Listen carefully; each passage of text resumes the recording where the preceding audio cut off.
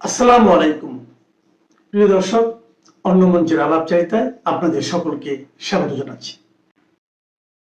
সুপ্রিয় দর্শক শ্রোতাগণ এবং বাংলাদেশের আপামর জনসাধারণ এবং বাংলাদেশ আওয়ামী লীগের নেতা কর্মী, ছোট ভাই বোন, বড় ভাই বড় বোন, সকলকে জানাই আমার আন্তরিক শুভেচ্ছা।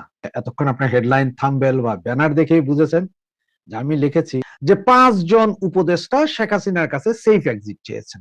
ইউনূস কাকার কোনো কিছুই তো থাকবে না। গ্রামীণ ব্যাংক, গ্রামীণ ইউনিভার্সিটি, গ্রামীণ টেলিকম থেকে শুরু করে যত গ্রামীণ আছে, কিছু কি থাকবে? যে 3 দেশ ছাড়া উপদেষ্টাদের আর কোথাও নিরাপদ আশ্রয় নেই। এখন কাদের নিরাপ কাদের সেফ এক্সিটের প্রয়োজন নেই? আমি আপনাদের 16 জনের নাম বলছি। প্লিজ, যেহেতু নামগুলো সবগুলো আমার মুখস্থ নাই এবং কোন দেশের নাগরিক এটা বিশাল ব্যাপার, তাই আমি আমার মোবাইল থেকে দেখে আপনাদেরকে এক এক করে নাম বলছি। তো সেখানে প্রথম হচ্ছে যে প্রধান উপদেষ্টা ডাক্তার মোহাম্মদ ইউনূস কবি। উনি, যতটুকু জানতে পেরেছি, উনি আমেরিকার নাগরিক। তবে অনেকে বলেন যে উনি আমেরিকার নাগরিকের সাথে জাপান, ইতালি এবং ফ্রান্সেরও নাগরিক। তবে ফ্রান্সের বিষয়টা আমি কিছুটা জানি, যে ফ্রান্সের উনি নাগরিক নয়, আসলে ওনার ফ্রান্সের পার্মানেন্ট রেসিডেন্স কার্ড আছে। তার মানে এজ ইফ নাগরিকের মতোই রেসিডেন্স কার্ড আছে। তবে সেটা কোন দেশের পাসপোর্টের উপরে সেটা জানি না, তবে আছে, এতটুকু জানি। এরপর হচ্ছে আমাদের পরিবেশ উপদেষ্টা সৈয়দ রেজওয়ানা হাসান, ব্রিটিশ নাগরিক। 3 নম্বর হচ্ছে প্রধান উপদেষ্টার আন্তর্জাতিক বিষয়ক বিশেষ দূত লুৎফুস সিদ্দিকী, সুইস নাগরিক। 4 নম্বর জাতীয় নিরাপত্তা উপদেষ্টা খলিলুর রহমান, মার্কিন নাগরিক। 5 নম্বর আনিসুজ্জামান চৌধুরী, প্রধান উপদেষ্টার বিশেষ সহকারী, প্রতিমন্ত্রী মর্যাদার, অর্থ মন্ত্রণালয়, অস্ট্রেলিয়ান নাগরিক, অস্ট্রেলীয়।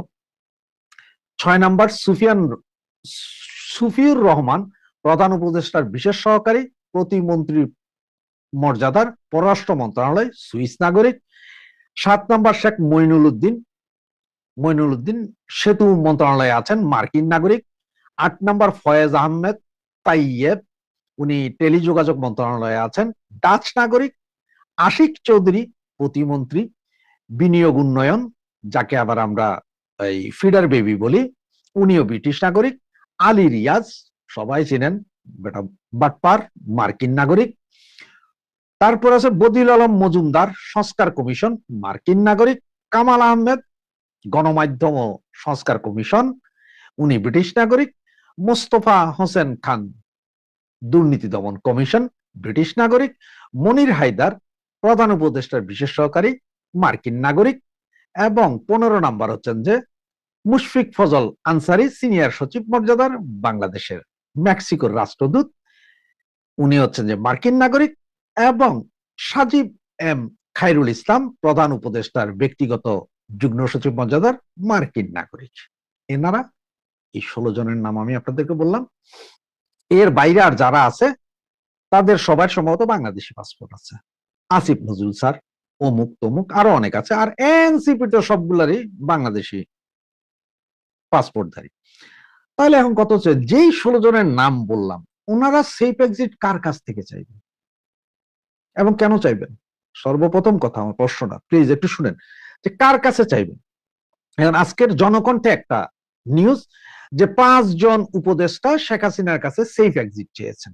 জনকণ্ঠ নিউজ করেছেন। তো নিউজের সবাই কাট কপিটা দিয়েছেন, বাকি অংশ দেননি। সেখানে একটা পরিষ্কার লেখা আছে যে এই যে আমার মতন যারা আওয়ামী লীগ সমর্থক বা এরা বলা বলি করতেছে 5 জন শেখ হাসিনার কাছে, মনে হয় যেন আমাদের মাননীয় প্রধানমন্ত্রী এনাদেরকে বলেছেন, এই বুদ্ধিজীবীদেরকে, যে অমুক অমুক অমুক আমার কাছে সেফ এক্সিট চাচ্ছে। এখন ভাই, অনেকের আজকের আমার এই ভিডিওর এই কথাগুলো অনেকের হয়তো বিরক্ত লাগতে পারে, যে আমি কেন কথাগুলা, অনেক কথা হয়তো আওয়ামী লীগ বিরোধী হয়ে যাচ্ছে কিনা, এই জন্য বিরক্তি লাগতে পারে। কিন্তু বিরক্তি নেই, এটা যেটা বাস্তব সেটা একটু শুনেন। কারণ এটা শুনলে বা এটা বুঝলে আমাদের জন্য ভালো। অন্তত আর যা হোক, আওয়ামী লীগ যারা সমর্থন করে, যারা মনে করেন যে শেখ হাসিনাই আমাদের নেত্রী, ওনার পর আর কেউ নেই, তারাই শুনেন, ভালো হবে। বা শেখ হাসিনা কি কাউকে বলেছেন ফোন করে? ওই যে ইয়েতে আছে না, হোয়াটসঅ্যাপ গ্রুপ, টেলিগ্রাম গ্রুপ, অনেক গ্রুপে তো আমাদের নেত্রী ফোন দেন। উনি কি বলেছেন যে 5 উপদেষ্টা আমার কাছে সেফ এক্সিট চাইছেন? না, কেউ চাননি। বরঞ্চ কিছু কিছু ছেলে পেলেদেরকে, ওই আয়না, যাদের সাথে আমাদের নেত্রীর কথা হয়, তারা ক্ষমা চাচ্ছেন যে আমরা ভুল করেছি এসে, এটা ঠিক আছে, বাস্তব। আর তারা বাংলাদেশে থাকতে হবে তো, সুতরাং 6 মাস পরেও যদি আওয়ামী লীগ মাজা তুলে দাঁড়ায় যায় তখন তো সবার খবর আছে, এটা তারা জানে, সুতরাং ক্ষমা প্রার্থনা করছে, ভুল বুঝছে, ক্ষমা প্রার্থনা করছে, দ্যাটস অ্যানাদার থিং। কিন্তু এই যে উপদেষ্টাদের সেফ এক্সিট সবাই লিখতেছেন, বলতেছেন আরে সেফ এক্সিট হইতে হবে, সেফ এক্সিট আপনারা জিগাইবে। এই যে 16 জনের কথা বললাম, সব ব্রিটিশ, আমেরিকান, মেক্সিকান পাসপোর্টধারী, তারা আপনারা জিগাইতেও হবে না, কারণ তাদের ঠেকানোর ক্ষমতা বাংলাদেশের কোনো গভর্নমেন্টের নেই, যেই গভর্নমেন্ট জাহান্নাম গভর্নমেন্ট। আপনি বলতে পারেন যে কিভাবে ভাই, এক্সাম্পল, আমি একদম এক্সাম্পল দিলাম যে যেহেতু আমাদের মাননীয় প্রধানমন্ত্রী শেখ হাসিনা এখনো ক্ষমতা ছাড়েননি, ধরেন কালকে ভোরে উনি 10টার দিকে ফ্লাইটে আসতেছেন, কোথায়, ঢাকা শহরে, আর্মি, বিডিআর, পুলিশ সব এক হয়ে গেলেন যে ওকে আমরা মাননীয় প্রধানমন্ত্রীকেই কোথায় আনবো, ঢাকাতে, আবার ক্ষমতায় বসাবো। ওনারা এই 16 জনের একজনের একটা পশম ছিটতে পারবেন, কারণ এই 16 জন যে যেই দেশের নাগরিক সে সেম সেই দেশের এম্বাসিতে উঠে যাবে, এম্বাসির দায়িত্ব তখন তার দেশের নাগরিককে বাঁচানো। এক্সাম্পল দিয়ে একটু বুঝাই দিই, তাহলে মনে আরো ভালো বুঝবেন। এক্সাম্পল, আমি আমি ফ্রেঞ্চ সিটিজেন, আমাকে যদি বাংলাদেশে ধরা হয় বা ধরার হয়, আমি তখন ফ্রেঞ্চ এম্বাসির কাছে বলবো যে আমি তোমার দেশের নাগরিক, সুতরাং আমাকে এরা বাধাগ্রস্ত করছে, এই কি করবা। আমার ফ্রেঞ্চ দেশের এম্বাসি যে তখন বলবে যে না, ওকে ছেড়ে দাও, তোমাদের যদি কোনো কনভিকশন থাকে ওটা বলো, আমরা আমার দেশের আইনে বিচার করবো, এটা রুল। এখন আপনাদের মনে দেওয়া ধরো ভাই এটা কি বললেন, এটা কি মস্কারির কথা বললেন, এই রুলটা কি এইবার আপনারা বুঝাই। এখন দেখেন, আপনাদের মনে আছে যে 2016 সালে ফ্রান্সে একটা ব্যাপক মেসাকার হয়েছিল, এক মুসলিম সন্ত্রাসী, উনি ফ্রান্সে একটা নাইট ক্লাবে গুলি চালাইয়া 160 জনকে হত্যা করেছিল। আব্দুস সালাম আবেদ, আব্দুস সালাম আল আবেদ, সে অরিজিনালি ফ্রেঞ্চ সিটিজেন, সে দ্বিতীয় সিটিজেনশিপ ছিল তার বেলজিয়ামের, এবং তিনি অরিজিনাল মরক্কো বা আলজেরিয়ান, মানে তার পূর্বপুরুষ সেই দেশে তো ছিল। সেই হত্যাকাণ্ড ঘটিয়ে চলে গেছে, তারে 1 মাস পরে সিরিয়াতে আটকাইলো, আটকাইছে কারা, আমেরিকান সোলজাররা আটকাইলো, সুতরাং আটকানোর পর তার কাছে বেলজিয়ামের পাসপোর্ট পেয়ে বেলজিয়াম পাঠিয়ে দিয়েছে। তখন ফ্রেঞ্চ গভর্নমেন্ট বলছেন না, এই কাম তো আপনারা করতে পারবেন না, এই লোক আমার কাছে ফেরত দেন, এখন আমার দেশের আইনে বিচার হবে। তখন বেলজিয়াম বললো যে না, আমার এখান দিয়ে তো অবৈধভাবে সে কিছু করে গেছে, সুতরাং না। তখন ফ্রেঞ্চ গভর্নমেন্ট না, ফার্স্ট ন্যাশনালিটি ফ্রান্স, তাকে এখানে পাঠান, এইখানেই আমরা বিচার করবো, এবং ফ্রান্সে বিচার হচ্ছে, জেলে আছে। এটা হচ্ছে বাস্তব সত্য কথা যে ইউরোপ আমেরিকা। এইটাও বাদ দেন, বুঝলেন না, দ্বিতীয় আরেকটা প্রমাণ দিই আপনাদের। 2022 বা 23 সালে এক আমেরিকান নাগরিককে বাংলাদেশে আটক করা হয়েছিল, যিনি কিনা আপনার যে জো বাইডেনের সহকারী বন্ধু, বিশাল হেরাম জাহাজের কচ্ছপ বলে বাংলাদেশে আপনার গেছিল, বিএনপির সাথে হইয়া আপনার সাংবাদিক সম্মেলন অনেক কিছু করছিল। এরপরে কি হলো, ওনারা ধইরা আওয়ামী লীগ সরকার তখন ক্ষমতায়, ধইরা কোথায় নিয়ে গেল, জেলে নিয়ে গেল। 3 দিনের দিন ওনাকে হুইল চেয়ারে বসাইয়া বিমানে করে ডিপুট করতে পারছেন, চলে আসছে কোথায়, আমেরিকায়। এখন আমেরিকায় কেউ কি খোঁজ নিয়ে দেখছেন ওখানে বিচার হয়েছে না না হয়েছে? হম, এটা কেউ খোঁজ জানেন না। তাইলে এবার বুঝেন, তাহলে এই 16 জন, এই 16 জনকে আপনি যখনই ধরতে যাবেন তখনই এম্বাসি গুলা মাথা ঘামাবে। আর আমরা যেহেতু বলি যে ডিপ স্টেট বলি না, যে আমেরিকার, আমেরিকা 16 জনটা আগে বাঁচাবে রে ভাই, ওই বাকি যে লাউয়া ফাউয়া সার্জিস মার্জিস কার্জিস আছে ওদের বাঁচাবে না, কিন্তু এই 16টারে তো বাঁচায় ফেলাবে, কারণ এদের কারণেই তো না। সুতরাং এরা কারো কাছে সেফ এক্সিট চায় নাই বা চাইব না। তবে এরা সেফ এক্সিট, এরা অন্য কিছু চাইছে, আমার যেটা মনে, ওরা কিছু জানে, সেফ বিজনেস, সেফ প্রপার্টি। তার কারণ হচ্ছে যে এই যে গ্রামীণ ব্যাংক সহ অনেক কিছু আছে না, বা অনেকের অনেক ব্যবসা বাণিজ্য, ঘর বাড়ি দুয়ার আছে না, আত্মীয় স্বজন আছে না, এরা হয়তো এইটা বলতে পারেন যে ভাই আমরা চলে গেল যাতে আমাদের এগুলো সঠিকভাবে থাকে, এই ব্যাপারে ব্যবস্থা নিতে। এই ব্যাপারে ব্যবস্থা নেওয়ার জন্য কার কাছে বলবেন ওনারা? এই ব্যাপারে ব্যবস্থা নেওয়ার জন্য ওনারা বলবেন যেই সরকার আসবেন, কোথায় আসবেন, ক্ষমতায় আসবেন। এখন আপনার একটা কথা বলি, আপনার যেই সরকার ক্ষমতায় আসবেন, এখন ওনারা সবাই জানে যে ওনারা নির্বাচন যেন তেন ভাবে একটা নির্বাচন দিয়ে হইলো, যদি বিএনপির সাথে যদি ধ্যান ধরবার ঠিক হয় তাহলে বিএনপির ক্ষমতা দিয়ে চলে যাবে, আওয়ামী লীগের তো ক্ষমতা দিবে না। বা আওয়ামী লীগ যদি ক্ষমতা পায়ও, আওয়ামী লীগের ধরেন দিল, তাহলে আওয়ামী লীগের সাথে নেগোসিয়েশন হয়ে যেতে পারে, একদম যে হবে না এটার কোনো গ্যারান্টি আপনি আমি কেউ দিতে পারবো না। আপনার 2008 সালের নির্বাচন মনে আছে তো? 2008 সালের নির্বাচন সমস্ত কিছু বৈধ ছিল। সেনাবাহিনী চাইতে পারে যে সেফ জোন, যা আমরা যা করেছি বা যা করছি এগুলার জন্য প্লিজ আপনারা আমাদেরকে দোষারোপ করেন না, এটা আমরা ওই সময় করেছি, এটার জন্য ক্ষমা প্রার্থনা সেনাবাহিনী করতে পারে। এই হচ্ছে যে মূল কাহিনী। তাইলে আপনারা এই যে সেফ এক্সিট, অমুক সেফ এক্সিট চাচ্ছে, অমুক 5 জন সেফ এক্সিটের ঘোষণা দিছে, অমুক 5 জন আমাদেরকে না না না, কেউ আপনাদের কাছ থেকে সেফ এক্সিট চায় নাই, বা কারো কাছ থেকে চায় নাই 16 জন। আসিফ নজরুল সেফ এক্সিট চাইতে পারে, তবে কি হবে জানেন? সেফ এক্সিট আসিফ নজরুল চাইবে কেন? সে তো যখন বুঝবে যে বিপদ ঘনায় আসছে, তারা তো 3 দিন আগেই পালায় যাবে। 2024 5ই আগস্ট মনে আছে। কে কিভাবে উপরে থুতু মারলে নিজের গায়ে পড়ে, সেটা আপনাদেরকে আর একটা বাস্তব প্রমাণ দিই। একটু ধরে রাখেন যে বারবার সেফ এক্সিট বলতেছেন, সেটা হচ্ছে যে এই যে আমাদের ইয়ে আছে না, কি বলেন, আমাদের সাবেক পররাষ্ট্রমন্ত্রী বেলজিয়ামে আছেন, আওয়ামী লীগের, নামটা ভুলে গেলাম, মনে নাই, বা বুড়ো হয়ে গেছে, বা ডায়াবেটিস আছে, ভুলে গেছে ওনার নাম, কি জানি নাম।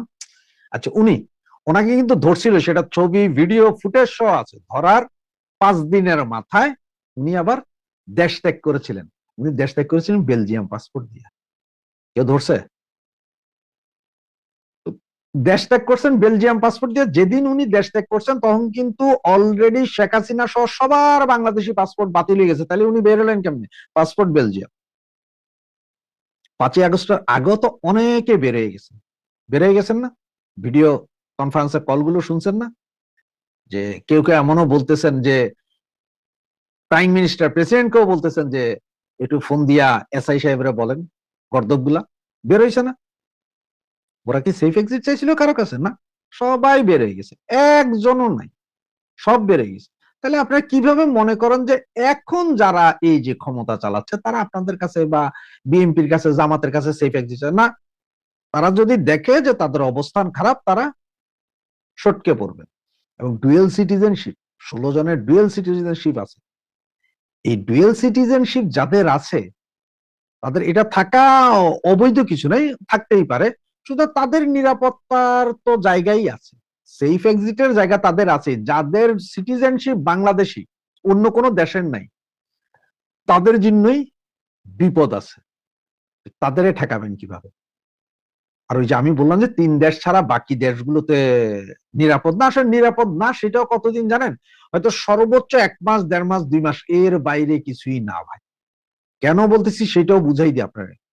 75 সালের 15ই আগস্ট, 1975 15ই আগস্ট বঙ্গবন্ধুকে হত্যা করার পরে যারা ছিলেন, জীবিত যারা ছিলেন, সবাইরে তো বিভিন্ন ভাবে দেশ থেকে বের করে দেওয়া হয়েছে। ওরা এখনো আছে না অনেকে জীবিত? ওদের কাউরে কি আপনারা একটা ফুলের টোকা দিতে পারছেন? পারেন নাই। তো এখন এরা বের হয়ে গেলে আপনাদের 6 মাস ডিম পর্যন্ত মারবেন। এখানে কেউ কাউকে থাবড়ায় না, কিলায় না, ঘুষায় না। তার কারণে সবাই যার যার চিন্তা করে। আর যেহেতু সিভিলাইজ কান্ট্রিতে থাকে, ওগুলো হয় না। তা নাহলে বহু আগেই আপনারা পারলে পিনাকিরে পিটাই দিতে পারতেন। ঠিক আছে না? এই যে লন্ডনে এখন অন্তত 5 জন মিনিস্টার আছে, কই বিএনপির কেউ কি যে এই মিনিস্টারদের মারছে? নাকি আপনাদের হেডাম খুব বেশি? না না না, বা আপনাদের হেডাম খুব বেশি, তারা কেরা মারান তো দিই? কেউ মারবে না, কারণ কেউ তার নিজের ভাষায় আঙ্গুল দেয় না। সুতরাং এসব ফাউলগিরা বাদ দিয়া কে যাবে কে না যাবে, যদি আটকাইতে পারে সেটা হচ্ছে এয়ারপোর্টে হয়তো আটকাইতে পারেন, যদি তাও, যদি মনে করেন যে ওদের আটকাবে, পাবলিক আটকাবে এয়ারপোর্টে, আর তা না হইলে না। ওদের এখন মূল ধান্দা যেটা, সেফ বিজনেস, ঘর বাড়ি। কারণ হচ্ছে যে ওনারা যখন চলে যাবে, ইনুস কাকার কোনো কিছুই তো থাকবে না। গ্রামীণ ব্যাংক, গ্রামীণ ইউনিভার্সিটি, গ্রামীণ টেলিকম থেকে শুরু করে যত গ্রামীণ আছে, কিছু কি থাকবে? অন্য যাদের যা আছে এগুলোর কি কিছু থাকবে? আর বাকি যাদের নাই, তারাও এত বেশি টাকা আমেরিকা, ইউরোপে পাঠায় রাখছে যে ওই টাকা দিয়ে ওনারা এখান থেকে রেসিডেন্স পারমিট কেনার মতন ক্ষমতা আছে। এবং হয়তো অনেকে অলরেডি 1 বছর টাইম, হয়তো অনেকে গোল্ডেন ভিসা, মিসা, সৌদি, দুবাই, উমুক তমুক সব জায়গায় তো পয়সা দিয়ে করেও ফেলতে পারে। কারণ 6 মাস থেকে 8 মাস, 1 বছরের ভিতরে পয়সা হইলে ভাই বাঘের চোখও পৃথিবীর সব দেশে পাওয়া যায়, সেটাই করতে পারে। সুতরাং এই হচ্ছে যে মূল থিওরি। সুতরাং প্লিজ ওই যে সেফ এক্সিট চাইছে অমুক, সেফ এক্সিট চাইছে তমুক, এদেরকে সেফ এক্সিট দেওয়ার জন্য সরকার, না না না না, কেউ কারো থেকে সেফ এক্সিট চায় না, কারণ এই মুহূর্তে যারা আছে সবাই পরিপূর্ণ 100% সেফ এক্সিটেই আছে। ওদের একটা পশম ছিঁড়ার ক্ষমতাও বাংলাদেশের গভর্নমেন্টের কারোই নেই। এবার যেই গভর্নমেন্টই আসবে আসুক, যেই গভর্নমেন্টই আসবে আসুক। আর একটা জিনিস আরো ভালো করে বুঝেন, হ্যাঁ, আমাদের সজীব ওয়াজেদ জয়, ওনার পাসপোর্ট বাতিল করার পরে কি করছে উনি? আমেরিকান পাসপোর্ট নিয়ে নিয়েছে, উনি তো এমনি রেসিডেন্সিয়াল পাসপোর্ট নিয়ে নিয়েছেন। পুতুলেরও পাসপোর্ট আছে, আমাদের রেহানা আপারও পাসপোর্ট আছে, টিউলিপ সিদ্দিকেরও পাসপোর্ট আছে, সবার পাসপোর্ট আছে, সবার বিদেশি পাসপোর্ট আছে। এনারা কি এখন পৃথিবীর কোন দেশে যাইতে হইলে বা ইয়ে করতে হলে সেফ এক্সিট বাংলাদেশ থেকে, ইউনূস সরকার থেকে চাইতে হবে? হবে না। এটা হচ্ছে যে মূল কাহিনী। সুতরাং এগুলো নিয়ে ঝগড়া ফাসাদ না করে কিভাবে আমরা শেখ হাসিনার নেতৃত্বে ঐক্যবদ্ধ থেকে এই জুলুমের হাত থেকে বাঙালিকে বাঁচাতে পারবো, সেটাই হচ্ছে যে আমাদের মূল টার্গেট। জয় বাংলা, জয় বঙ্গবন্ধু।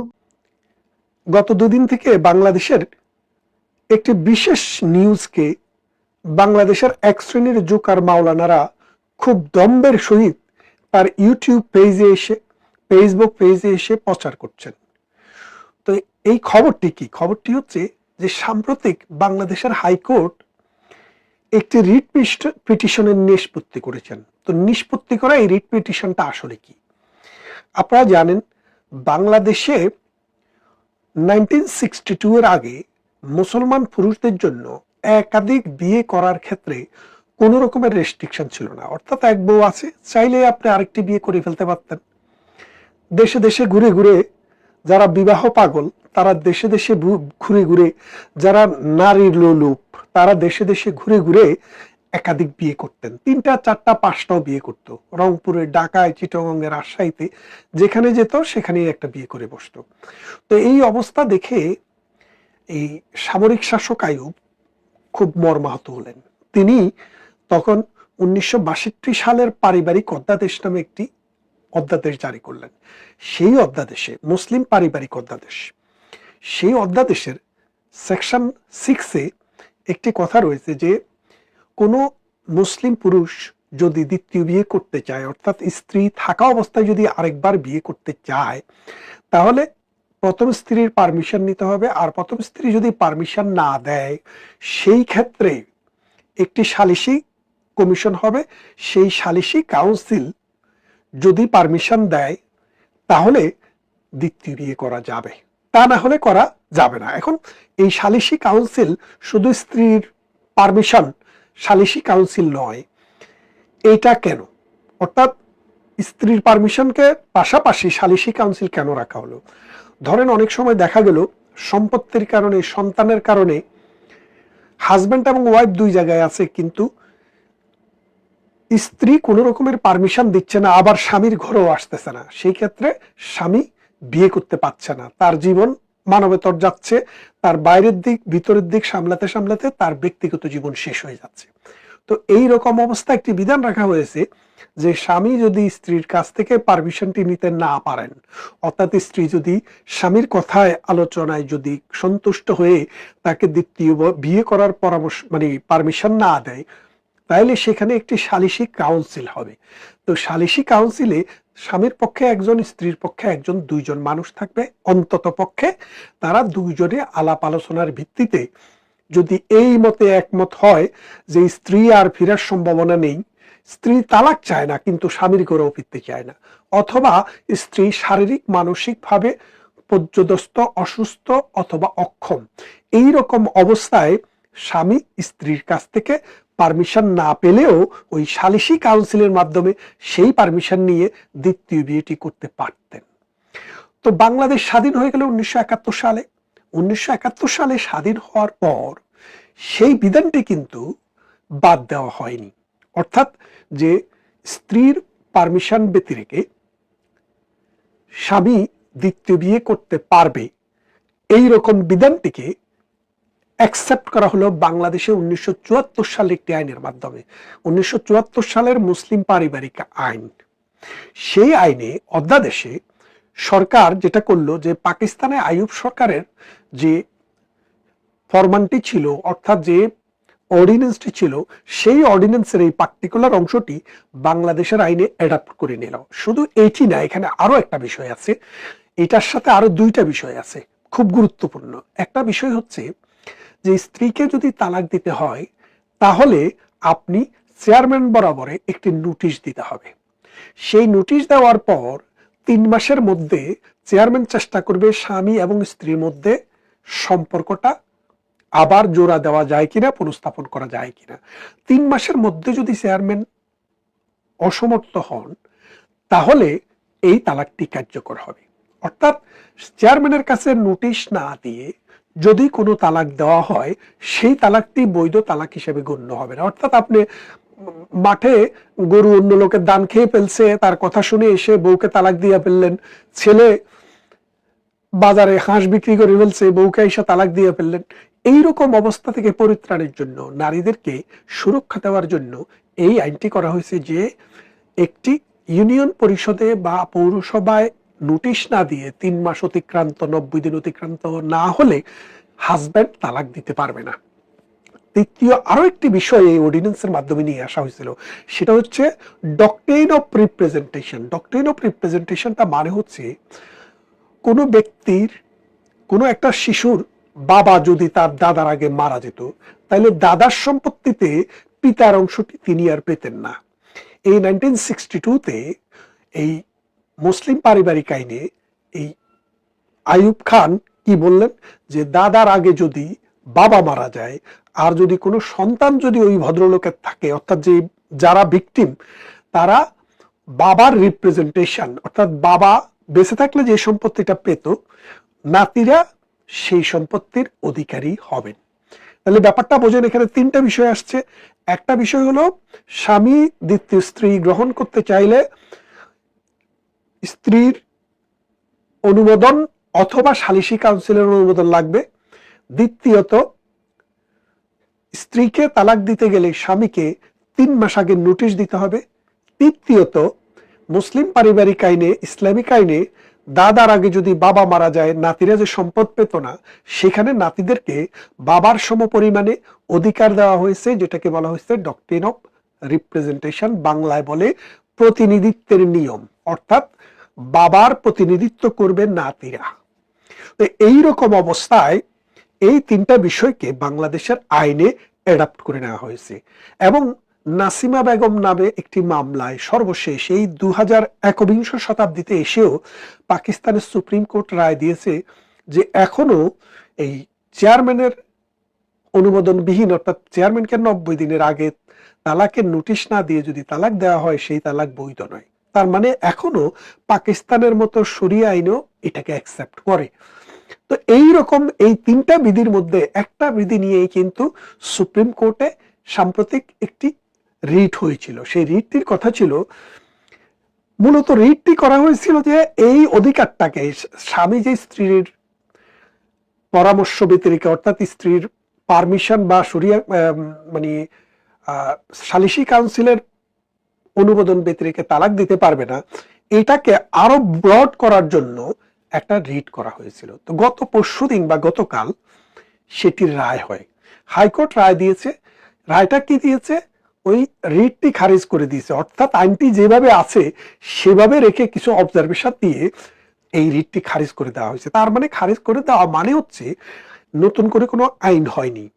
আগে যে রুল ছিল, অর্থাৎ কোনো স্বামী দ্বিতীয় বিয়ে করতে গেলে স্ত্রীর পারমিশন নিতে হবে অথবা সালিসি কাউন্সিলের পারমিশন নিতে হবে, সেটা আগে যা ছিল এখনো তাই আছে। তো বাংলাদেশে পত্রিকায় এখন নিউজ যারা করে তাদের একটা বিশাল অংশ সাংবাদিক নয়, সাংঘাতিক। এই সাংঘাতিকেরা রায়টি না পড়ে, রায়টি না বোঝে এবং ওই যে ডক্ট্রিন অফ এই রিপ্রেজেন্টেশন বা মানে পারিবারিক আইনের 6 ধারাকে না বুঝে নিজেদের মতো একটি নিউজ করে ফেলছেন বেশ কয়েকটি পত্রিকায়। তাদের নিউজ হচ্ছে যে স্ত্রীর অনুমোদন ব্যতিরেকেই দ্বিতীয় বিয়ে সম্ভব। এই কথা শোনার পর আফসারি নামে একজন হুজুর, নোয়াখালীতে বাড়ি, কুমিল্লার নাঙ্গলকোটের বাঙ্গুরডা মাদ্রাসার প্রভাষক বা আরো বড় কিছু, যেটা আমার গ্রামেরই পাশে, তিনি সেই মাদ্রাসার শিক্ষক,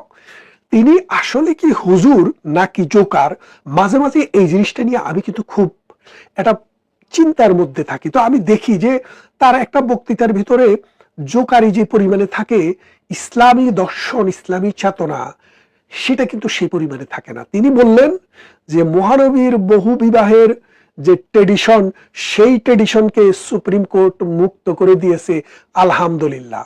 ওনার কাপড় চোপড়ও নষ্ট হয়ে গেছিল কিনা এই আনন্দে আমি সেটা জানি না, তবে জানার কিন্তু আগ্রহটা কিন্তু আছে। আমি সময় পেলে, সুযোগ পেলে ওনাকে সেটা জিজ্ঞাসা করব। আচ্ছা, এখন প্রশ্ন হচ্ছে, সুপ্রিম কোর্ট, হাইকোর্ট যদি এই বিধানটা রহিত করে দেয়, হুজুররা এত আনন্দ পায় কেন? হুজুরদেরও তো আনন্দের কারণ কি? কারণ ইসলামী শাস্ত্রে যদি আপনি যা দেখেন, ইসলামী শাস্ত্রে কোরআন শরীফে যে সূরাটিতে পুরুষ মানুষের জন্য একাধিক বিয়ের পরামর্শ, পারমিশন আছে, সেখানে বলা হয়েছে তোমাদের জন্য 2, 3 অথবা 4 জন নারীকে বৈধ করা হলো। তবে তোমরা যদি মনে করো ন্যায় বিচার করতে পারবে না, তাহলে একটিতেই যথেষ্ট। আপনি ন্যায় বিচারক, আপনি সকালে এক কথা বলেন, বিকালে আরেক কথা বলেন। আজকে আওয়ামী লীগের বিরুদ্ধে বলেন, বিএনপির পক্ষে বলেন, কালকে বিএনপির পক্ষে আওয়ামী লীগের বিরুদ্ধে বলেন। আরে মিয়া, আপনার ঈমান আকীদা এখনো পরীক্ষিত না, আপনি ন্যায় বিচারক হলেন কোত্থেকে? আল্লাহর চাইতে ন্যায় বিচারক পৃথিবীতে আর কেউ নেই। এবং এই জন্য আল্লাহ জানেন বলেই বলেছে তোমাদের জন্য সেটা রেখেছিলাম, কিন্তু তোমরা ন্যায় বিচার করতে পারবা না। ওই সূরাতেই আছে যে আল্লাহ সর্বজ্ঞ, তিনি জানেন, এবং আপনারা যে ন্যায় বিচার করতে পারবেন না সেটাও আল্লাহ জানেন। সেই জন্য ওই লোভটা আপনাদেরকে দেখাইছে। যেমন মনে করেন যে আপনাদেরকে সেই দিকের পথটা দেখাইছে, যেমন আপনাদেরকে কি বলছে, বেহেশতের কথা বলছে। আপনারা এখন বেহেশতের টিকিট তো বিক্রি করতেছেন, এই টিকিট দিয়ে কি বেহেশতে যাওয়া যাবে? আমরা কি পৃথিবীর বিভিন্ন দেশ থেকে লোক পাঠাবো আপনারা ওই বেহেশতের টিকিট কেনার জন্য? মনে হয় না আপনাদের এই কথায় মানুষ বিশ্বাস করে। আপনি খেয়াল করে দেখেন, এই যে আফসার হুজুরকে বলছি, আপনার কথা বাংলাদেশে কয়জন মানুষ বিশ্বাস করে? আমরা ছোটবেলা থেকে শুনতাম যে মহরম, রবিউল আউয়াল অথবা রমজান, ঈদের, রমজানের ঈদ, কুরবানির ঈদ, এগুলা ধর্মীয় ভাব গাম্ভীর্যের সাথে পালন করা হয়েছে পৃথিবীর নানান দেশে। খেয়াল করে দেখেন শব্দটা, ধর্মীয় ভাব গাম্ভীর্য। মহানবীর সারা জীবন যদি আপনি খোঁজ করে দেখেন, তিনি যখন কোনো বক্তৃতা দিতেন, তিনি যখন জনসমক্ষে কথা বলতেন, তিনি হাসতেন না, তিনি কাঁদতেনও না, তিনি খুব ভাব গাম্ভীর্যের সহিত, আদবের সহিত মানুষের কাছে তার বক্তৃতা দিতেন। আপনি মহানবীর জীবন নিয়ে যেসব সিরাত গ্রন্থ রচিত হয়েছে, তাবারি, ইবনে ইসাক, এই দুইজন হচ্ছে মহানবীর মৃত্যুর 100 বছরের মধ্যে আরেকজন 200 বছরের মধ্যে তার বইটি লিখেছে। আল তাবারি, ইবনে ইসাক, এই দুইজনের বইটা টপ টু বটম পড়ে দেখেন, আপনি দেখবেন পরবর্তীতে তো এটার অনেক মডিফিকেশন হয়েছে, যার যার মতো মনে হয়েছে সেরকম করে সিরাত গ্রন্থ রচনা করছে। কিন্তু ওই দুটি বুক পৃথিবীতে এখনো খুবই গুরুত্বের সহিত বিচার করা হয়। সেই দুইটি বই যদি পড়েন, মহানবীর জীবদ্দশায় মহানবী যেসব বক্তৃতা দিতেন, কথা বলতেন, আচরণ করতেন, তিনি ধর্মীয় বা গাম্ভীর্য যে শব্দটি, সেটাকে সংরক্ষণ করেই করতেন। তিনিও হাসতেন, তিনিও কাঁদতেন, তিনিও মজা করতেন, কিন্তু সেটা এই মজলিসে বসে এই ইসলামের জলসায় করতেন না। অথচ আমাদের দেশে একজনের নাম ফয়জি, আরেকজনের নাম আফসারি। বিশেষ করে এই দুইজনকে দেখেন, ওই সিলেটে আরো দুইজন আছে, ব্রিটানা হুজুর। এদেরকে যদি আপনি দেখেন, আপনি অবাক হয়ে যাবেন, এটা কি বাংলা সিনেমাতে একটা অপ্রয়োজনীয় একটা বিষয় রাখা হতো? সব আগের বাংলা সিনেমা বা এখনেরও বাংলা সিনেমা, শুধুমাত্র আর্ট ফিল্ম গুলা বাদ দিলে যে বাংলা সিনেমার মধ্যে দিলদারের মতো একটা ক্যারেক্টার রাখা হতো। ইন্ডিয়াতে জনি লিভার, এরকম একটা ক্যারেক্টার রাখা হতো, মাঝে মাঝে মানুষকে হাসাইতো। এই সিনেমার গল্প দেখতে দেখতে মানুষ একটু বোর হয়ে যাইতো, তাদেরকে হাসানোর জন্য একটা চরিত্র রাখা হতো। এই চরিত্রটি এখন ওয়াজের ভিতরে চলে এসছে। কাকে অনুকরণ করে? ওই বাংলা সিনেমাকে, ওই হিন্দি সিনেমাকে অনুকরণ করে, মিস্টার বিনকে অনুকরণ করে আমাদের ওয়াজের ভিতরে ধর্মীয় ভাব গাম্ভীর্যের পরিবর্তে এখন চলে এসছে কৌতুক এবং হাস্যরস। তারা যে পরিমাণে কৌতুক এবং হাস্যরস করে, আমরা মৌলানাকে বলতে শুনি যে আমি মানুষও ছোট, আমার জিনিসও ছোট। খেয়াল করে দেখেন, এই যে তার জিনিস বড় নাকি ছোট, এটা জানার জন্য কিন্তু মানুষ ওয়াজে আসেনি, মানুষ ইসলাম জানতে এসছে। তো এইরকম ভাবে এইসব বর্ণনা দিতে গেলে শত শত বর্ণনা দেওয়া যাবে। কিন্তু ভাইরা, আপনাদের কাছে আমি যে জিনিসটি, খবরটি পৌঁছিয়ে দিতে চাই যে বাংলাদেশের হাইকোর্টে যে রায়টি দিয়েছে, ওই মোল্লাদের কথা, এই আধা শিক্ষিত লোকদের কথা, সব মোল্লা না, বহু মোল্লা মাওলানা আছে যাদের জ্ঞান বুদ্ধি গরিমা ইসলাম সম্পর্কে অনেক ভালো আছে, কিন্তু এই আফসারিদের মতো চটুল কথাবার্তা বলে, কৌতুক করে যারা কথাবার্তা বলে, তাদের এইসব কৌতুকে ইসলামের গাম্ভীর্য থেকে দূরে যাবেন না। এবং মনে রাখেন, এখনো আপনি বিয়ে যদি দ্বিতীয়টি করতে হয়, স্ত্রী বেঁচে থাকলে তার অনুমোদন লাগবে, অথবা আপনার কাউন্সিলের অনুমোদন লাগবে। কি কাউন্সিল? সালিসি কাউন্সিলের। তা না হলে আপনার 1 বছর পর্যন্ত জেল হতে পারে, 10,000 টাকা পর্যন্ত জরিমানাও হতে পারে। এবং আগের স্ত্রীর যদি 5 লাখ 10 লাখ দেনমোহর বাকি থাকে, সেটাও সাথে সাথে পরিশোধ করার প্রয়োজন হবে। তাই চাঁদ দেখে হাসলে হবে না, রোজা অনেক কষ্ট। সুতরাং এই রোজার সময়ে আসছে, এইসব এই মানে না জেনে যারা কথা বলে তাদেরকে কি বলে সেটা আপনারা জানেন। এবং ইসলামে এটা হারাম করা হয়েছে যে আপনি যে বিষয় জানেন না, যে বিষয়টি পূর্ণাঙ্গভাবে জানেননি, সে বিষয় সম্পর্কে কথা বলবেন না। কিন্তু তারা বলে, কেন বলে সেটা আপনারা বুঝতে পারছেন। ভালো থাকবেন।